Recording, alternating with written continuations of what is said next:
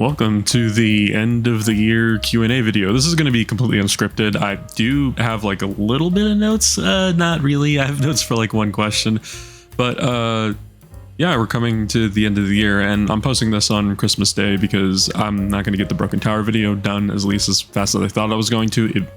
I don't want it to, but it might have to wait until next year. Hopefully not, because I cannot afford to keep fucking up my upload schedule. But I just wanted to go ahead and say this channel is, if I go ahead and just take a look at it really quick, give me a second. Oh, by the way, the background is probably just going to be some video game. You don't really need to pay attention to it, but if you want to, you can. But the channel is almost nearing 8K people. It could have hit 10K, but with how, you know, how to describe this, how absent I've been for some time, yeah, that was just not going to happen. But yeah, I just wanted to go ahead and say before I go ahead and start answering off everybody's questions, thank you genuinely to everybody who's come over, subscribed, became members, or even just watched a video and commented. I really never thought this channel was going to grow as rapidly as it did. And yeah, in the grand scheme of like YouTube, this channel hasn't hit like insane numbers, but I feel like that's a bit disingenuous to everybody who spends their time coming and watching these videos. So I just wanted to go ahead and just say, because I feel like I don't say it enough, thanks for sticking around.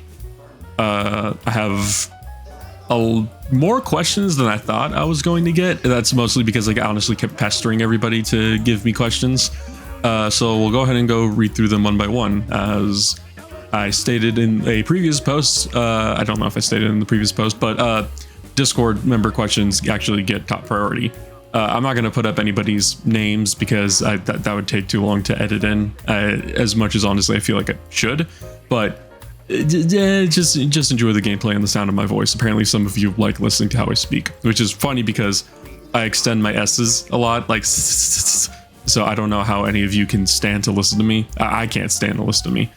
But first question comes from yeah, I'm just not going to say people's names because I'm going to keep laughing.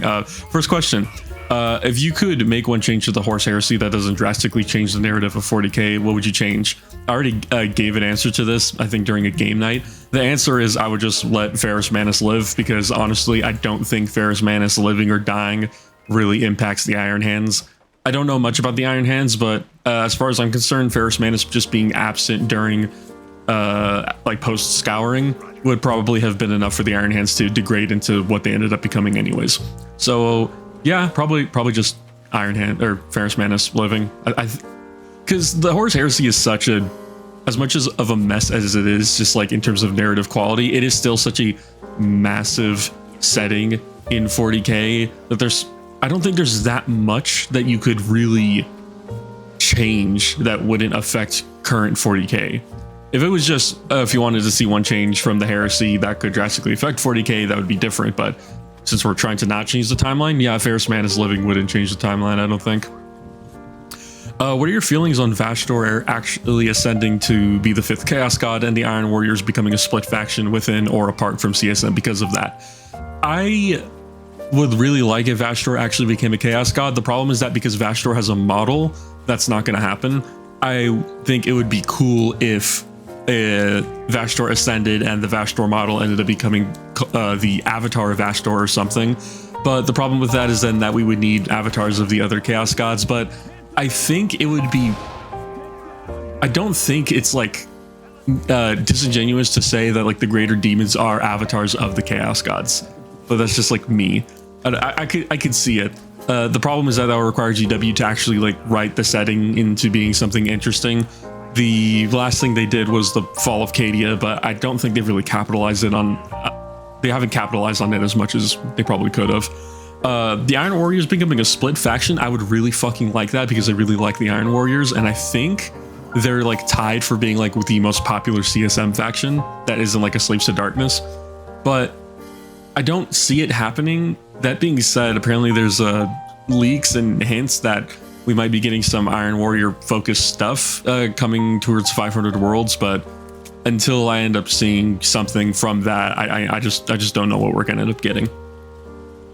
What is one change you would make to the Imperial Guard to make them better in terms of gameplay or in terms of lore?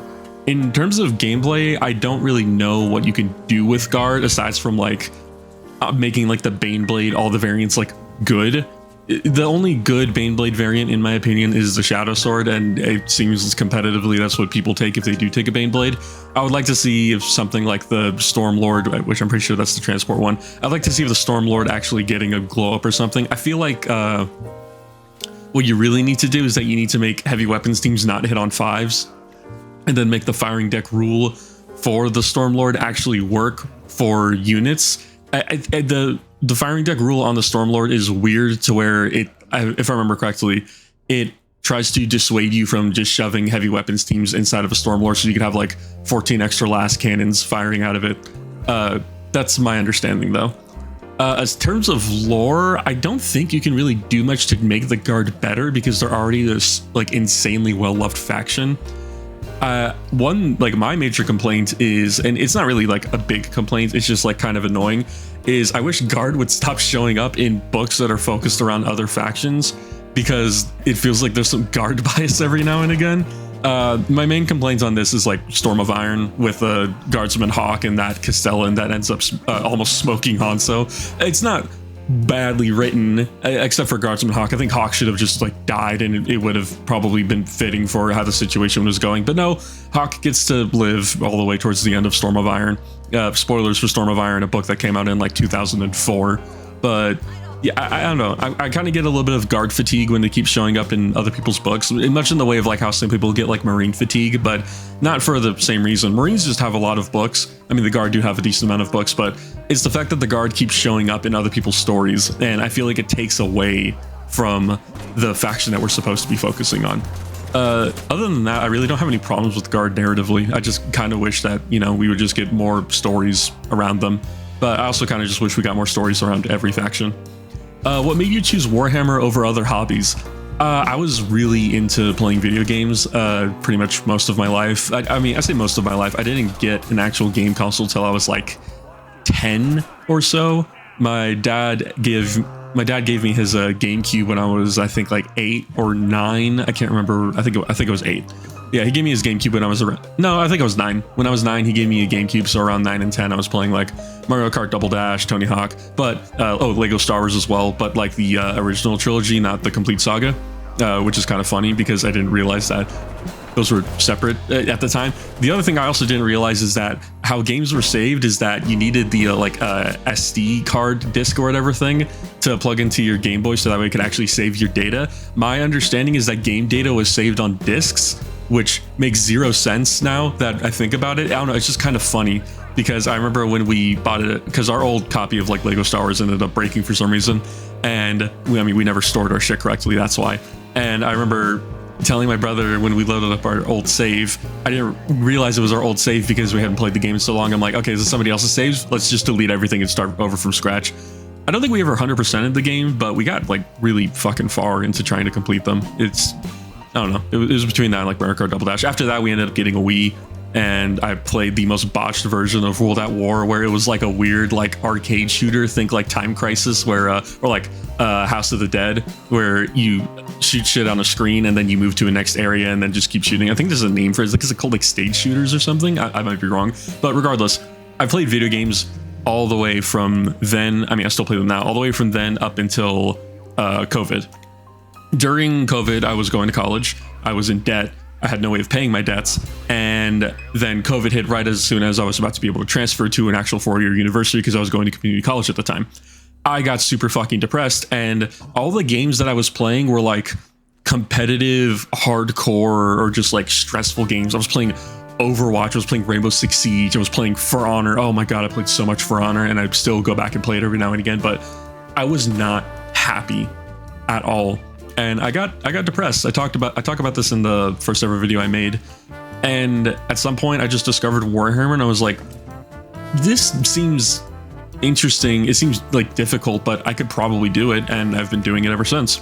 Comparing that to like D&D and other things, the problem with D&D, which I ended up eventually doing D&D later, is that you needed a group to do it. And at the time I didn't have a group of friends to actually do that with.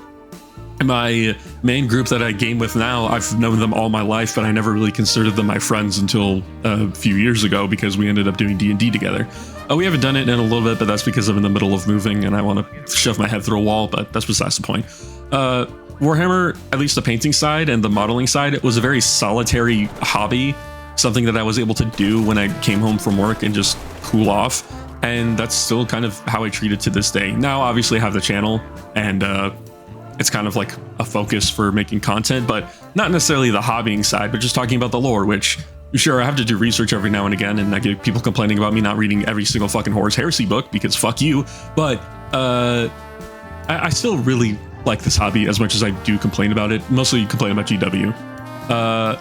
Had I known about other war games, I probably would have been super into them, but Warhammer is just more popular. That being said, I have gotten into other tabletop games. I've gotten into Fallout Wasteland Warfare, which I really, really love. I got into Song of Ice and Fire, which I really fucking love, and I only have like one friend who ever plays it with me. And I'm beginning into Age of Sigmar as well. I'm really open to trying other games. It's just that I need friends to play those games with me. Like, I like Trench Crusade. I'm the only person who wants to play it though, because everybody else is busy or doesn't have time. But yeah. Can I get a little kiss on the forehead before I go to bed? Please find a bridge and add to its KD ratio.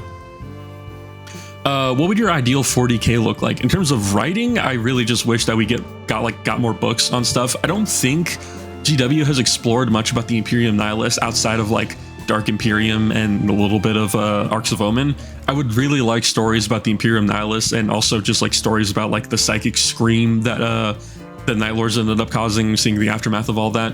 I want like the actual like grimdark in my grimdark world. I want to see how fucked and shitty everything is for the people who are cut off from the Great Rift. In terms of the tabletop, my ideal 40k is 9th edition.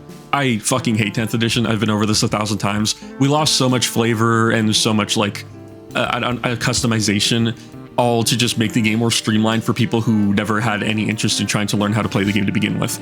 I've complained about this a lot, and I'm never going to stop complaining about it. I fake having an ego a lot, but if I'm gonna have an ego on anything, it's gonna be having an ego on the fact that I have like a reading comprehension skill above a fucking 5th grader, and that I'm actually able to retain most of the rules and actually know what the fuck I'm supposed to be doing when I'm list building and playing the game, especially back in 9th edition. Fuck everybody who just could not handle that shit. That being said, 10th edition has had some better quality of life changes, which it should, but I think the quality of life in 10th should just be transitioned over to how we built our armies and played the game in 9th. Yes, I know there was stratagem bloat, but you only ever used like 5 of them, so what does it fucking matter? What's your opinion on the Primarchs returning, and which Primarch do you see coming back now? There's leaks about the Iron Warriors getting something. I don't know if Pertraba's going to show up in 500 Worlds. If he does, I really hope he doesn't, because I don't have any money to be able to pre-order that box to get him. That being said, I'm not really against the Primarchs showing back up. My main fear is that all the Primarchs are going to come back, or most of them, because a few of them are dead. But all the Primarchs are going to end up coming back, and then we're going to end up having the Horus Heresy 2.0, where all of Chaos unites and goes and attacks Terra, and then we just have the Siege of Terra all over again, and then the Chaos Primarchs get scattered because obviously you can't destroy Terra, or maybe they will destroy Terra. That'd be cool as shit. Who knows? I don't trust GW's capability in terms of actually writing something interesting for the overall setting. The Black Library writers, at least most of them, are pretty decent, but I don't think they write the overarching lore for what's going on in, like, I don't want to say the day-to-day, because when it comes to 40k, day-to-day is like milliseconds, but like the overall setting for 40k, I don't think the Black Library writers get much of a say in what's going on. I think it's whatever shitty team of writers GW has. Other than that, I don't know. I'm not against it because it means like more stuff for gameplay, but I'm also just wary about it in a narrative sense, because I feel like they're either going to do nothing with it, and if they do something with it, they're going to fuck it up. How many people do you think you have impacted to paint Iron Warriors or a homebrew warband of Iron Warriors? More than 2, mostly because I could see 2 people reacted to this. I gotten a few amount of, especially in the Iron Warriors video, I got a lot of people like messaging me saying like, hey dude, I really like identify with the Iron Warriors, and I think you nailed it on like their vibe and how they feel, and I'm glad I did, because I really like delving into what makes a faction tick. Some factions are just like boring and there's not much to them. Some factions are incredibly self-explanatory, like the White Scars, which is why I really didn't go too deep into them. I mean, I went a little bit deep in the end, but not too much, like the Iron Warriors. But I definitely influenced like more than 2 people, I feel, because I kept getting messages and comments. I don't know why I'm saying messages, comments specifically. I kept getting comments about people starting up Iron Warriors as an army or starting up a Chaos Warband and stuff like that. So I've definitely influenced people, especially because that is the most viewed video on the channel, which I'm incredibly fucking proud of. Yeah. What would you do if Warhammer went under? I'd probably just cover Trench Crusade, honestly. Scanner Barkley, I think is his name, or Scannerly Bark, I forget which one it is, has kind of cornered the market on that. But you know, it's a very interesting setting, and I'm semi-religious, so I probably would just end up covering that and probably just do more narrative content, and just try to like flex my writing skills, which I did plan on doing before I ended up making this. But I don't know if you guys know this, writing is hard, especially the Broken Tower lore video. It's like 41 pages long, which is like 3 times longer than any script I've written. So yeah, it's writing can get tough. I have to scroll down because people kept saying a bunch of random shit. Oh, hey, Nameless. If you were on death row, what would you ask for your final meal? If I have to like, so assuming I can't do that one thing that one guy did where he asked for like a buffet and watching the extended edition of Lord of the Rings, I think, like, assuming I actually could only ask for a single meal, I would probably ask for my Nana's meatloaf. She still hasn't taught me how to make it, but I remember really, really liking it. There's a lot of foods that can get fucked up really easily, but meatloaf is, as far as I'm concerned, not hard to make, and I just really liked how she made it. Will you be making more videos about Warhammer in your personal life or doing battle recaps of fun games? I really want to do battle reports. The problem with doing battle reports is the editing. I would have to hire an editor for that, and I really don't want to because I don't think this channel is profitable enough to be doing that. And also, the other thing is that this channel, by virtue of how it started, is a Warhammer lore channel. I would probably have to make a secondary channel to cover the game, because I recently did a video on modeling or kit bashing a Warsmith on bike, and it didn't do amazingly. I mean, it's not bad. Let me just go ahead and take a look at it actually really quick. Videos, it's hit 3.7k after 4 days, which is not fantastic, but also none of my videos have really been raking in that many views. The Trench Crusade video was kind of surprising. It hit like 6k in like 2 days or something, but other than that, I mean, I would really like to. The problem is that battle reports make no money on YouTube, like at all. The money is made from patrons coming in and giving money on YouTube. But I have memberships. I think I really need to open up a Patreon just because I feel like a lot of people aren't into YouTube memberships. The thing about the Patreon though is that I'm just gonna have to make it cheaper because, not necessarily cheaper, but I don't know. Because there's a lot of members content that is locked behind, and I'm probably just gonna have to make it unlisted or something. I'll figure it out. I'm thinking about opening up a Patreon probably into the next year or something. We'll see. I don't particularly like Patreon. I think Patreon is really shitty, especially towards artists. But there's also artists who do blatantly violate Patreon's terms of service, so it's kind of a double-edged sword. Next question: how would you feel about them expanding the concept of the deep warp? Or that weird other plane of existence the Necrons were fucking around with in the book that I can't remember the title of. You mean Twice Dead King Rain? Hold on, what the fuck is the Deep Warp? Yes, I am looking this up right now. Oh, it's a fan thing. What is this? Okay, this is way too long. Huh. Okay. It's very common that Deep Warp is supposedly a place where even the Chaos Gods are afraid to go. Oh, so it's basically the idea of like the literal space between spaces, like even like things that like bump in the night don't dare to reach. I've never heard of this, and I honestly thought this was like some like, how do you like, I don't know, like it sounded like you were asking me about like the deep state or like conspiracy theories or something. That being said, I do remember the Necron plane of existence in, I think it was Twice Dead King Rain, where it's like the Howling Void or something. I don't know. It's basically like their own version of the Webway, is my understanding. I think it would be interesting if they did kind of expand on stuff like that, but I also feel like it more or less existed to be like a narrative thing rather than actually like a what is it, like something to expand upon. It's in the same way of like how was it Plato or was it Aristotle? I think it was Plato. How Plato talked about Atlantis, but he was talking about it in terms of a metaphor, and then people took it way literally and they wanted to know more about Atlantis. I think people should let things that show up be devices for the story rather than needing something to be expanded upon, because at the end of the day, if you have all the answers, nothing is particularly interesting, really. Besides Trench Crusade, have you gotten into other alternate history stories? Leviathan, Aryan Harvest, etc. I really like writing alternate history World War II stuff, but the problem that I always run into is that in order for the Germans to like actually like win or hold out, you need literal divine intervention, which is why I also like really find Hellboy interesting, because of the whole thing with Rupert Cronin and Rasputin.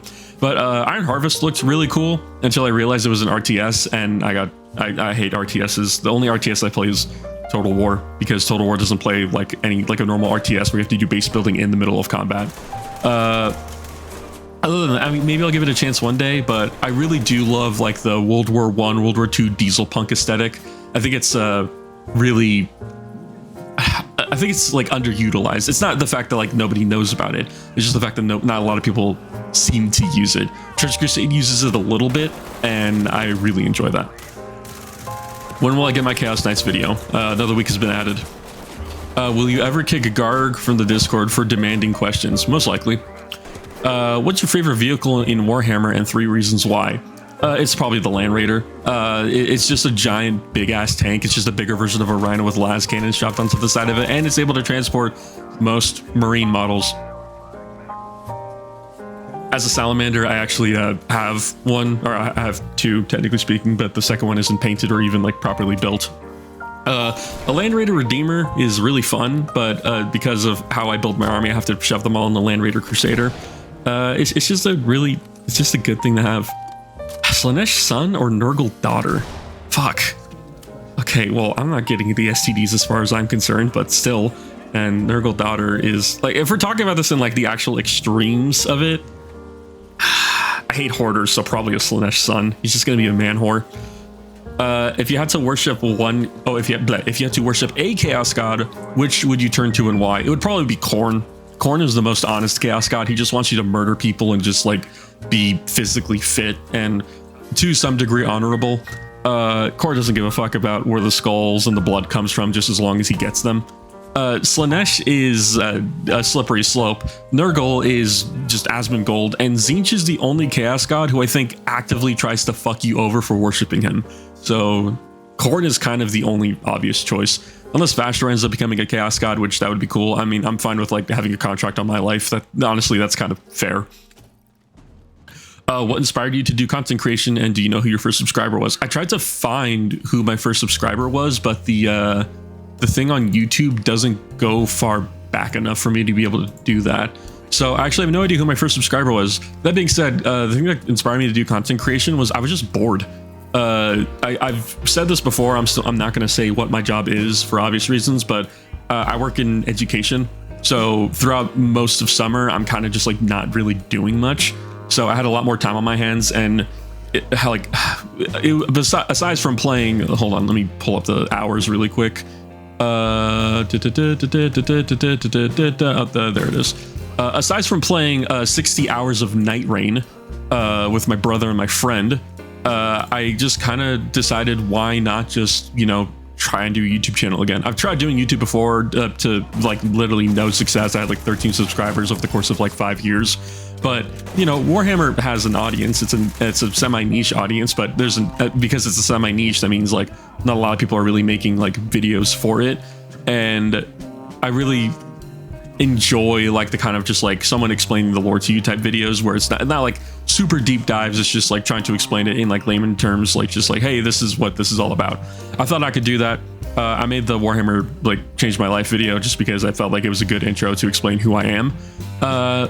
And lo and behold, we're almost at 8K subscribers towards the end of the year, and towards the end of when did I start? July. Towards the end of 5 months of work, I almost have 8K subscribers.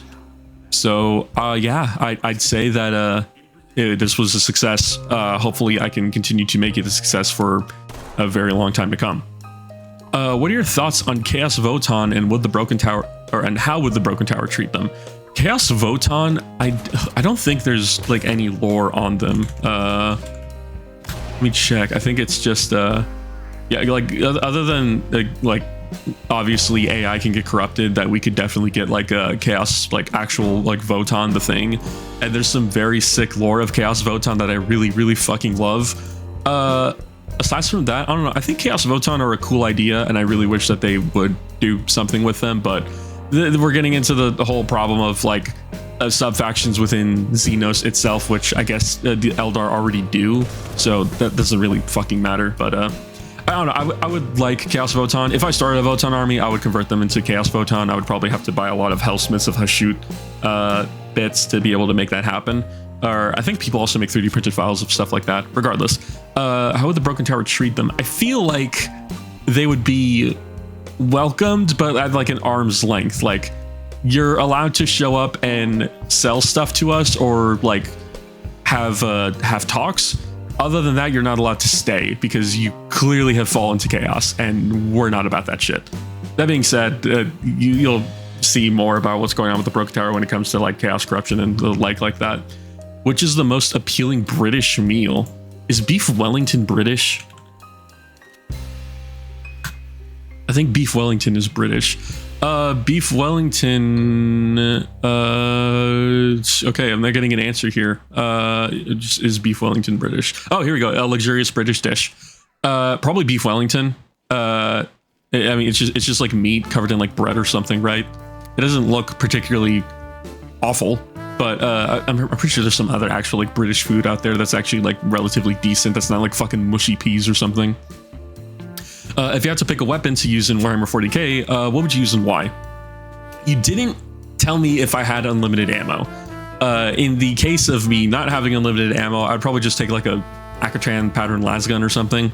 It's just like a full auto lasgun where I'm able to just recharge the power cell, or a hellgun. I think you can charge a hellgun the same way. Apparently you can just charge lasguns by just leaving the batteries out in the sun, and I feel like you could do the same with a hellgun. So probably a hellgun, or a hotshot volley gun if you're a loser.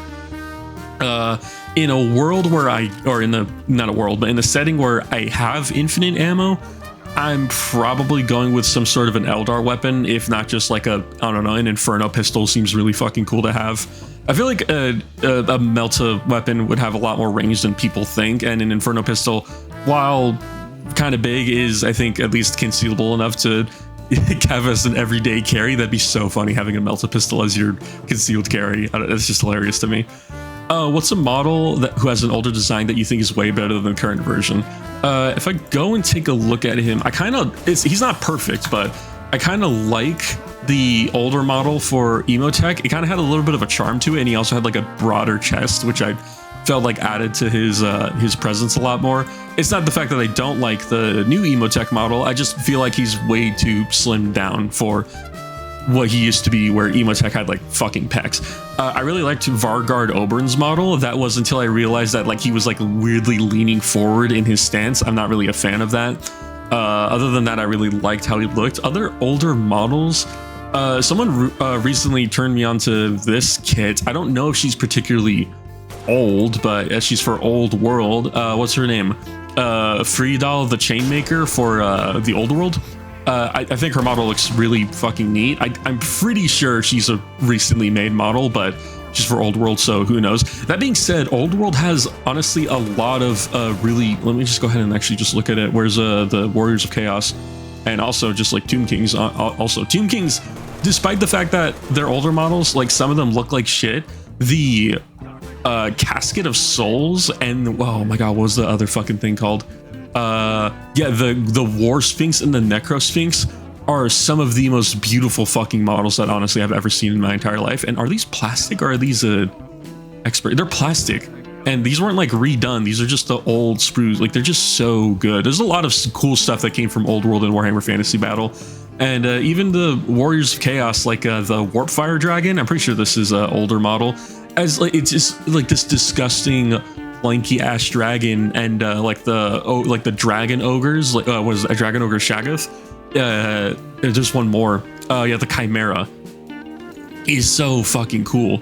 I feel like the paint job is fucking carrying it, and it could have a better pose, but there's so much about the model that I really, really, really love. There's a lot of, I do love older models. It's just that a lot of older models look like shit, so there's no point in liking them. Like, oh, look at the Chaos Ogre Command Squad. That looks fucking horrendous, man. There's like, not even a mother could love that thing. Oh yeah, there's also the Arcane Frogs, which I just find really funny. But you know, that's all old world stuff, which no one's really here at that channel for that. What's your favorite Warhammer franchise as a whole book to recommend to people? It's a bad book to recommend in my opinion, but I know a lot of people really like Skitarii when it comes to Admech, and Skitarius, the first book, gives a really nice view on how Skitarii operate in 40k in the current day. I know that there's Skitarii and like Titanicus and stuff like that, but I haven't read Titanicus. I probably really need to, but I'm not into Horus Heresy that much. That being said, Belisarius' Call of the Great Work is a very good intro into what Primarchs are, as well as Call himself as a character.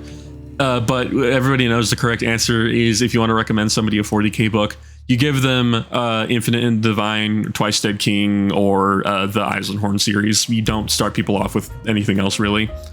What is a 40k faction you don't like and why? Chaos Demons. I'm going to be honest. Chaos Demons should have been folded into CSM a very long time ago, and they should have just been called the Forces of Chaos. Same thing with Chaos Demons joining like the Slaves to Darkness. Like, they shouldn't be called necessarily just be called the Thousand Suns. They should be called the Forces of Tzeentch or the Forces of Khorne or stuff, so on and so forth like that. Chaos Demons never worked because you always had to soup them in together, and in lore they don't want to do that. They want to just be with themselves or with a very tense ally. And at this point, GW is kind of just like making it so that way Chaos Demons are kind of just getting squatted, not necessarily disappearing from the game altogether, but they're probably not going to be a faction next edition. They're probably going to get lumped in with Slaves to Darkness and Chaos Space Marines. I've never liked Chaos Demons. I don't really like many of the models except for like the Great Unclean One and Scarbrand. I think Scarbrand's a newer model. I might be wrong. I think Scarbrand's actually hideous. Hold on. Okay, Scarbrand does not look fantastic, but he doesn't look as bad as I thought he would. I think he could do with an update though. Oh my god, his ass is actually just out there. Holy shit. My god, Scar, put on some oh my god, he has horns coming out of his cheeks. What the fuck? Okay, I'm gonna go ahead and get off of that real quick. Yeah, Chaos Demons. Leagues of Votann video. And to tide me over, what's your thoughts on them? I really like the Leagues of Votann. If I started a Xenos army at this point, I probably would do them instead of Necrons, because I really never liked Necron rules. Leagues of Votann kind of just play like Xenos Space Marines in a way. They have some interesting models here and there, but I mean, I like them. They're kind of inoffensive in the setting. They're just dwarves and they're like super capitalist, but I mean, that's about it. I don't know much about them, but that's also because there's not really much Leagues of Votann lore, because they've only got like 2 books now, I think, and obviously 2 codexes. I'm kind of waiting for GW to do something more with them, but they're Xenos, so who knows if that's ever going to happen. What's your favorite Ultramarine company? Which one is Malum Cato from? Malum Cato is from the Ultramarines first company. Okay, first company. I don't do companies with Space Marines. Oh, great, because the next question is, what's your favorite successor chapter from each legion? I'm not going to answer that. I'm just going to go ahead and say that the Black Dragons are probably one of the coolest successor chapters of the Loyalists, and if I had to choose one of heavy quotations Loyalist loyalties, I'd probably say the Minotaurs. Yeah, I know I'm not saying Lamenters. That's because the Lamenters are cool and interesting, but also at the same time, it just starts to become torture porn. What's your favorite Horus Heresy model? If we're talking about characters, what is it called? The Legion Moritat. He needs to be updated, but I really like this like desperado dude wielding like Volkite or plasma weaponry. It's just so fucking, it's just so cool to me. Other than that, I mean, it's probably just like the Abeyance. I mean, I own one, like the Archmagus on Abeyance. It's a very good model. I use it for my call proxy. I think I've sent pictures of it in the Discord before. Why do you call it oven when you of in the cold food and of out eat the food? Once again, please find a bridge and add to its KD ratio. That's all for the Discord comments, and oh my god, we're already at 30 minutes. Oh my god, it's gonna be a long fucking video. I have 2 more posts to read questions from. From the first post, how are you doing? Mental health and all that stuff. Have any Warhammer related things ever helped you manage the everyday struggle? I'm doing a lot better now, aside from being annoyed and stressed that I have to move yet again. I'm doing better. Just painting and kit bashing, honestly, has just like helped me with my mental more than I thought it would have. And also just like going out and gaming with friends. As tired as I get after like a second game, it's still just always like worth it being there, I feel. How much have you spent on Warhammer in total? Oh God, okay. My Admech army is definitely reaching multiple thousands of dollars. I feel like my Space Marine army just barely reached $1,000 recently. Chaos Space Marines are all over the place because I've bought a lot of third party, and I've also bought, or I've just like 3D printed shit. And I own 3 Chaos Knights. 2 of them are completely 3D printed, and one of them I actually spent like $100 and something amount of dollars on. And I have just a bunch of smattering of a bunch of other minis and a whole bunch of other 3D printed stuff. So I think it's safe to say I'm in the realm of possibility of I've spent anywhere from like 5 to maybe 7K on Warhammer, which is a lot more than I thought it would be. But also I have to just like sit down and look at all the receipts of stuff that I spent on, because I've also spent a lot of money on projects that I just never started or finished. So, you know, that can just happen. What inspired you to make this channel? Boredom. I think I answered that earlier, but yeah, just boredom. I've tried to do YouTube before. Thought maybe I could do a Warhammer channel, and lo and behold, I'm doing a Warhammer channel. So yeah, I just honestly, if you have the motivation and you have a plan, you could set out to do YouTube. My biggest advice for doing YouTube is find a niche that has an audience, because you can find a niche, but there is such a thing as too much of a niche. You need to find a niche that isn't particularly competitive and that has an audience that will watch your videos, because a lot of people just want to like go and do live commentaries or stuff on like gameplay. But the problem is that if you're not good at games, no one's going to watch your videos. And even if you are good at games, no one's going to care, because you're pumping out your videos into just a sea of literal slop. It's going to be hard to find your stuff, even if it's actually good. Is there anything you do in the video creation process that you wish you knew when you started? I actually wrote an answer down for this one because I struggled with trying to find my words for it. Let me see if I can find it. Here we go. I'm just gonna go ahead and read this verbatim. One of the hardest things at this point is writing intros for videos. I didn't think they were going to be that complicated. I've had a few bad ones, honestly. I'm not proud of the Imperial Guard one, but I think the worst one of them all is my Imperial Knight intro. And I'm so mad at myself because literally like the other day, I realized I could have done the whole "Remember Who You Are" speech from The Lion King with an Imperial Knight, and that probably would have been so much better. It's hindsight, honestly, and at this point, trying to do script writing and trying to do narrative writing, as well as, I mean, I've had some banger quotes for like Dungeons and Dragons and stuff, so at least I'd like to think that I'm good at writing, but who knows. I almost always like do the intros last when I'm making my videos, to the point where most of the time I forget to do them, and I have to like do them like 30 minutes before I want to upload. But all in all, I think script writing takes the longest, and I had an idea of how long scripts like would take, because I used to do like talking pieces about characters and updates for video games, mostly for Honor. But I never really thought about how long it was going to take for me to do research, script writing, and then make the intros, and then make the actual videos to make something interesting. It was a lot easier when I was just using straight up quotes, but now there's like, you can only find so many quotes in Warhammer that can be used for an intro that I kind of just have to start making up my own shit. But that's probably the thing that I didn't think about. But also just like editing, but like, if you've noticed, I haven't been putting that many images in my videos anymore recently. That's just so that way editing doesn't go from taking 6 hours and it only takes maybe like 2 at most. I already answered that question. Do you have any pets or had any pets in your lifetime? I have a pet now. His name is Kong. I might put a video or a picture of him up. He's a Doberman. He still has his floppy ears. He's kind of an idiot, but he's also still a puppy. He's only 1 year old. I've had dogs in my life. I haven't necessarily had pets. The first dog I remember was Oreo. He was I don't know what breed he was actually. What was he? I can't remember, but he had like curly black hair and he had like a white stomach. That's why we called him Oreo. He died of old age.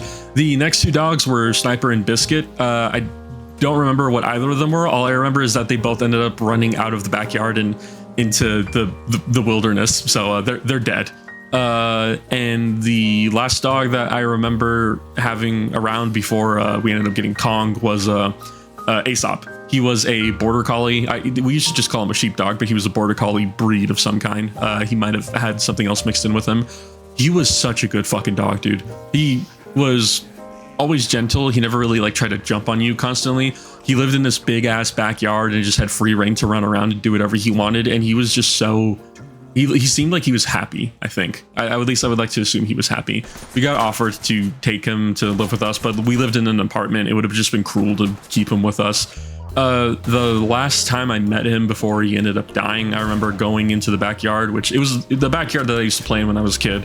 And I saw that the tree in the backyard was all like cut up. It was like basically almost like uprooted from like the canopy was just completely sliced off. So like you couldn't climb it anymore. The backyard looked a bit cleaner, like as if they were like getting ready to sell the house or something, or maybe just because more people moved in. I don't remember.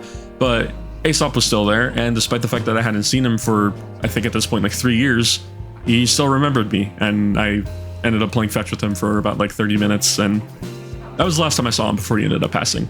Fun fact about Aesop, towards the end of his life, he just started killing shit. Like, he was a relatively passive dog for all of his life. Then suddenly there's just a bird dead in his water bowl. And I think he ended up killing 2 cats at some point. I guess he just got super territorial towards the end of his life. And I don't know, I just find that very funny. That, or maybe he was always a killer and finally something slipped up. What inspired your warband? I like Iron Warriors, so I just think that was cool. I find stuff like the Black Legion and the Red Corsairs interesting because they're not necessarily a faction of themselves. They're just a mixture of a bunch of different people. But I also don't trust the Chaos Gods, and I don't like Chaos or Demons. So, you know, I ended up writing an entire faction just based around that idea. Obviously, we have demon engines, but there's a difference between a demon and a demon engine. At least that's what I'm saying. What legion is Diodium from before his disillusion with the Emperor? I will go ahead and just say it right now because I talk about it in the Broken Tower video that's going to come out. Diodium was a salamander, and that's all you get. Hell yeah, White Scars. Which of the 2 named scars are your favorite? It's Suboden and Jubal Khan. If we can't count the Khan himself, Suboden and Jubal. I find it funny how Jubal is just like on death's door and might get turned into a Dreadnought one day, and a Dreadnought White Scar's character would be incredibly funny, but also fuck, give me back and Braearth Ashmantle, I hate you, GW. And Suboden has a jet bike. That's about the only reason I like him.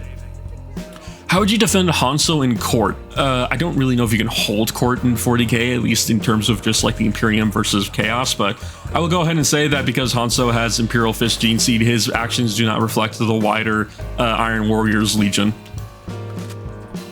So I do not have to defend him in court. What are your specs for the Shed? OS, RAM, GPU, ATF, IRS, CIA, FBI, CCP, cooling, etc. It's a oh my god, I had a name for it. Whatever that like American company that like builds sheds and shit. Lifetime, I think. It's a Lifetime shed. I would not recommend buying one if you value your sanity. Those things never fucking go together perfectly. I think I asked this before, but I'll ask again just in case. Do you have plans or ideas for non-faction lore videos? I just don't think creating only lore videos will benefit the channel. Some variety would be good. I did variety, and guess what? YouTube hates variety, so doing only lore videos is probably the only thing I'm going to be able to do. That being said, I did make the Trench Crusade video, so if you mean in the sense of like doing only 40k lore videos, is it good for the channel? There's some truth to that. The problem is that the only IPs that I know a good amount about are IPs that I don't think people would be particularly interested in. I really love Fallout. It's one of my favorite game franchises of all time, even if Bethesda keeps fucking everything up. But there's so many people who have done Fallout content, and I don't know what else I can do to make it any more interesting aside from just regurgitating information. Yeah. And finally, questions on the last and latest post. Somebody asked like 3 fucking questions, but that's fine. What got you into Warhammer, and what is your absolute favorite model in your collection for any reason? My favorite model is probably just normal Diodium, the Hellbridge conversion that I ended up making. That being said, the Bacillon model I made is really high up there, and I also did just recently start getting to painting up Vadrax, who is supposed to be a heavy quotation secret alpha legionnaire agent. It's mostly a lot of my chaos models, but if we're talking about something that wasn't converted and it's just as is, my favorite model of all time is the Forge Fiend. It's just so, it's both horrifying, cool, and goofy. It just like hits every note on it, and there's a reason I call them spicy dogs. Any books or movies that you watched as a kid that really stuck with you? Anything that probably affected your taste towards the grimdark? I mean, if we're using the term kid as in before I was 18, my dad showed me The Road one time, and that is a very fucking dour movie, especially for him, a dad who was kind of going through a lot of emotional things and felt like he wasn't there for his kids that much. It's a very dark world, and also fucking Aragorn is the father in the movie. But like apocalypse movies I really loved, but like The Road, Book of Eli. Oh, there's another one that I can't remember the name of. Legion. I mean, technically speaking, it's an apocalypse movie, but it's also like a different kind of apocalypse. But stuff like that. I really just like darker settings when it comes to media, to the point where it probably is worrying for some people. I had a conversation with somebody one time, I think, I can't remember, where I was just listing off stuff that I liked. Like, I like Mad God, I like that one Polish, Belinsky, I think was his name. I like that one Polish artist who draws like literal like hellscapes and stuff, and a bunch of other things. And it's to the point where like I can't really tell people like in real life like my interests, because a lot of people like, I make this joke of like I'm goth, but I didn't commit to the bit. The thing is that unlike goths who are into like skeletons and like, I don't know, like occult imagery, I like fucked up shit because it's just visually interesting to me. Forever Winter, Mad God, The Road, Book of Eli, all this stuff, it's my fucking jam, and I've always been attracted to darker things. It's just that I didn't have like much of that media or something to interact with that was that visually interesting to me. Scourge, whatever that game was, incredibly fucking disappointing. I wish it was an actual video game and not a fucking puzzle game, walking simulator, but visually speaking, it is a fucking beautiful game. What inspired the Broken Tower, both the YouTube channel and the Warband? Boredom and the Warband. I've talked about the origins of its name specifically, and I guess I'll just talk about that because I've talked about everything else about like what makes the Broken Tower, I guess, like special, or I guess the actual Warband special. The Broken Tower itself is because of two things. It's because I was depressed, so the idea of something being broken, you know, just fits in there. Also, the tarot card of the tower, which is the tarot card that I like the most when it comes to like writing around characters, and this, like if you couldn't tell, I like Persona, by the way. But the tower always symbolizes ruin or somebody going through a very great struggle. And if you look at the tower, you notice that it's always like breaking. So that was the idea of the name. The other inspiration behind the name was I was playing fucking Shadow of War of all games, and I ended up running into an orc called Ishmas the Tower. I don't know if I have the video of him. If I do, I'll throw it up on screen. Ishmas was the baddest motherfucker to have ever existed in any of my games. He's so fucking cool. Do you think there was any way for the Iron Warriors to have stayed loyal during the Heresy? Zero fucking chance, unless like the Iron Warriors were relegated to constructing the Imperial Palace and defending it. I think that's literally all you could have done, and then that's like, you know, the biggest thing you could have given them. Past that, yeah, I mean, I don't know. What drove you to the Iron Warriors? I suppose we all have similar reasons, but I wanted to know about other people's in particular. Also, Merry Christmas. Thank you. When it comes to why I like the Iron Warriors, I talk about it in the Iron Warriors video, but you know, I'll just regurgitate it here. I got into the Iron Warriors because I saw like artillery, guns, war crimes, and dour humor, and I ended up realizing that the Legion was a lot more broken and kind of just lost than they really were, and I kind of just how do I explain this? I connected with that a little bit, especially Perturabo specifically, who it really always felt like he never was appreciated for what he did. And I'm not going to sit here and act like, oh, woe was me, but you know, when you do stuff for people, and I'm not necessarily talking about my family or anything like that, but I'm just talking about other people. When you do stuff for people and they kind of just turn their back on you, Yeah, that shit fucking sucks. What inspired you to start making content? Boredom. I'm just gonna keep saying that. Boredom. I like making videos. I like script writing. I like talking to myself a lot. But yeah, it's just like I wanted something else to do aside from just sitting around and doing my hobby. But that being said, I am at the end of the day sharing my hobby with all of you. So even if it's in like small bursts and it's mostly just me talking to a mic and explaining to you stuff you already know, you know, it's something that I enjoy doing. Why don't my parents love each other anymore? It's probably your fault. What do you dislike / hate about the fourth the most? What is their biggest flaw / weakness? I talked about this in the Iron Warrior video, but I feel like a lot of people, not a lot of people, there's a very loud vocal minority of just people being whiny bitches. Their biggest flaw is the fact that they don't stand together in real brotherhood.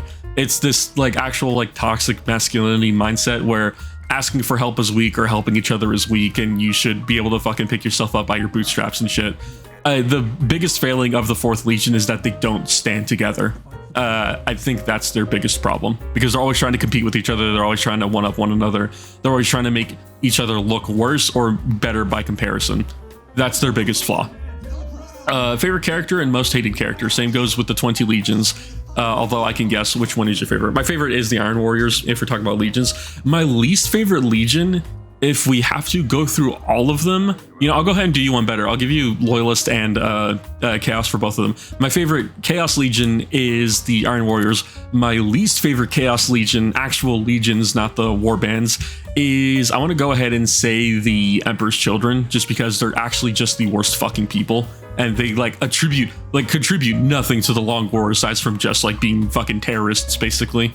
Even the Night Lords do more than them.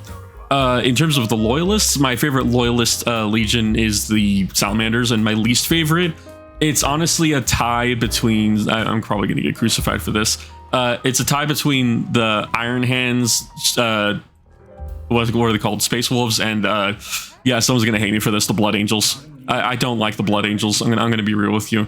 I think in terms of writing and in terms of their quality, the Blood Angels are interesting. I just don't like them. That's just the fact. And my last question I got, how much have you printed on your resin printer so far? I've printed around 100 Guardsmen. I've printed around 60 Clan Rats. I printed 1 Warp Lightning Claw. What else? 3 Venom Crawlers. 2 Chaos Knights, one being a Despoiler and the other being a Lancer. The Lancer is actually like 4 pounds or something crazy like that. He's kind of heavy. What else? I tried to print many versions of Iron Strider engines and failed and threw them all away. A bunch of characters here and there. I tried to print a Land Raider. That's also gone. What else? Oh, an entire Nighthaunt army I printed up. Next to me is like a Chaos Lord on Demonic Mounts and a Nightbringer that I never went around to finishing. A bunch of minis for Fallout Wasteland Warfare. Like I want to say like around 2 whole war bands, I guess you would call them. What else? I know I have more somewhere. Oh, a Lehman Russ, which I never got around to finishing. And I believe that might be it. Oh, Ogren and some other shit as well. Oh, and Casterkin. Yeah, I think that's it. I have a lot, probably a lot more than I'm not remembering, but I've printed an entire army, 2 armies technically speaking. So you can imagine, you know, how far I got on a 3D printer, and a majority of that stuff was printed on a Elegoo Mars 2 Pro or whatever. Side note, if you want a 3D printer, buy an Anycubic to start with and then move on to a Frozen, please. I'm begging you. Elegoo sucks. Don't support Elegoo. They have some of the worst quality printers that I've ever had to deal with in my entire life. And other than that, that's the Q&A, and we're almost at an hour, and I'm not gonna fucking edit this. I'm gonna be honest with you. I'm just gonna leave it as is. Once again, to everybody, I just want to say thank you for everything this year. Even though we've only known each other for about 5 months, I'm glad that this channel is doing well enough to have people coming around and watching what I do. So thank you from the bottom of my heart. The Broken Tower video should hopefully be released sometime next week. We might have to save it for the new year. Hopefully not. Other than that, I have been Dodium, the man in the Broken Tower. And I will see you all guys next time. Goodbye.